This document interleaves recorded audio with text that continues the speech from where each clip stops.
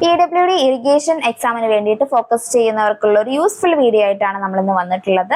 അപ്പം ഈ ഒരു സ്ക്രീനിൽ കാണിച്ചിട്ട് തന്നിട്ടുള്ളതാണ് സിലബസ്. നിങ്ങൾക്ക് എല്ലാവർക്കും അറിയേണ്ട, കാറ്റഗറീസും അറിയേണ്ട, നിങ്ങൾ ഓൾറെഡി പഠിച്ചു തുടങ്ങിയിട്ടും ഉണ്ടാവും അല്ലേ. അപ്പോൾ നിങ്ങൾക്ക് ഒരു യൂസ്ഫുൾ ആവുന്ന വീഡിയോ എന്ന് പറഞ്ഞാൽ നമ്മൾ റിവിഷൻ സീരീസ് ചെയ്യുന്ന കാര്യം നിങ്ങൾക്ക് അറിയണ്ടാവല്ലോ. ഗ്രേഡ് 1ന്റെ റിവിഷൻ സീരീസ് ഓൾറെഡി ഇപ്പോൾ റണ്ണിങ് ആണ്. നമ്മൾ ഇതിന്റെ മുന്നേ 2 കാറ്റഗറീസിന് റിവിഷൻ സീരീസ് ചെയ്തിട്ടുണ്ടായിരുന്നു. അത് നമ്മൾ യൂസ് ചെയ്തിട്ടുള്ള മെത്തേഡ് എന്ന് പറഞ്ഞു കഴിഞ്ഞാൽ ക്വസ്റ്റ്യൻസ് വെച്ചിട്ട് ഓരോ ഏരിയാസ് കവർ ചെയ്ത് ഡിസ്ക്രൈബ് ചെയ്ത് പോവാന്നുള്ള രീതിയിലാണ് നമ്മൾ മുന്നേ റിവിഷൻ സീരീസ് ചെയ്തിട്ടുണ്ടായിരുന്നത്.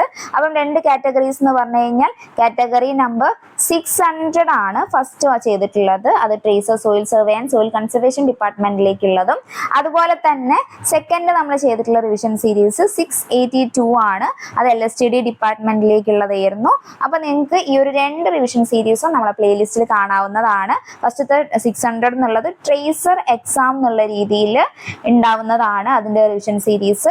അതുപോലെ തന്നെ 682 എന്നുള്ളതാണെങ്കിൽ LSTD ഡ്രാഫ്റ്റ്സ്മാൻ ഗ്രേഡ് 2 എന്നുള്ള രീതിയിലും നമ്മൾ പ്ലേലിസ്റ്റിൽ ആഡ് ചെയ്തിട്ടുണ്ട്. അപ്പൊ നിങ്ങൾക്ക് യൂസ്ഫുൾ ആവുമെന്ന് വിചാരിക്കുന്നു. അതുപോലെ തന്നെ ഇതിന്റെ കൂടെ നമ്മൾ സിലബസും നിങ്ങൾക്ക് വേണമെങ്കിൽ ക്രോസ് ചെക്ക് ചെയ്യാം. അതുപോലെ ആ ഒരു എക്സാമിന്റെ റിവിഷൻ സീരീസിൽ സബ്ജക്ട് വൈസ് നമ്മൾ ചെയ്തിട്ടുണ്ട്, മൊഡ്യൂൾ വൈസ് നമ്മൾ ചെയ്തിട്ടുണ്ട്.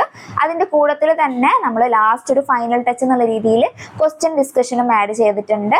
പിന്നെ അതുപോലെ തന്നെ എക്സാമിന്റെ ക്വസ്റ്റ്യനും അതുപോലെ എക്സാമിന്റെ കേരള PSCന്റെ ഫൈനൽ ആൻസർ കീ എന്നുള്ള രീതിയിലുള്ളതും നമ്മൾ ഈ ഒരു സെക്ഷനിൽ തന്നെ ആഡ് ചെയ്തിട്ടുണ്ട്. ഒക്കെ ആ ഒരു പ്ലേലിസ്റ്റിൽ നിന്ന് നിങ്ങൾക്ക് അവൈലബിൾ ആവുന്നതാണ്. എല്ലാവരും പോയിട്ട് എന്തായാലും ചെക്ക് ചെയ്ത് നോക്കുക. എല്ലാവർക്കും all the best. Thank you.